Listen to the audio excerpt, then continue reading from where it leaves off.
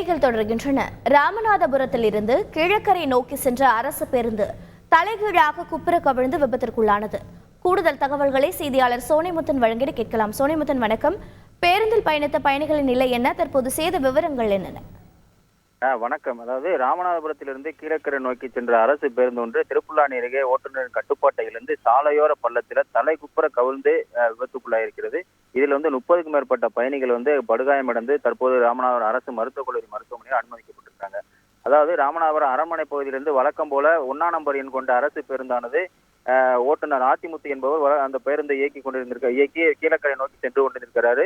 இந்த பேருந்துல சுமார் 35க்கும் மேற்பட்ட பயணிகள் பயணித்துள்ளனர். இந்த பேருந்தானது ராமநாதபுரத்திலிருந்து திருப்புல்லானி வழியாக கீழக்கரை நோக்கி செல்வது வழக்கம். அதே போல் இப்ப தற்போது இந்த பேருந்து கடந்த 1 மணி நேரத்துக்கு முன்பாக அரண்மனையிலிருந்து கிளம்பி திருப்புல்லானி தாண்டி கீழக்கரை நோக்கி செல்லும் வழியில எதிரே வந்த டிராக்டருக்கு வழி விட்டதாக தெரிகிறது.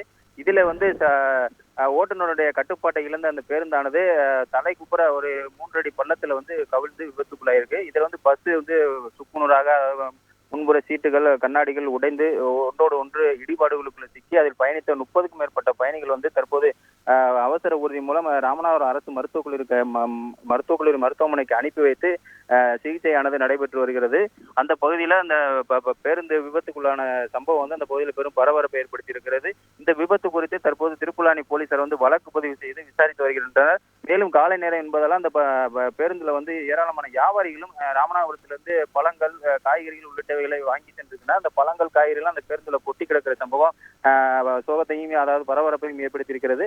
போலீசார் தற்போது விசாரித்து வருகின்றனர். விவரங்களை வழங்கியதற்கு நன்றி சோனிமுத்தன். செய்திகளை உடனுக்குடன் தெரிந்து கொள்ள உடனே சப்ஸ்கிரைப் பண்ணுங்க.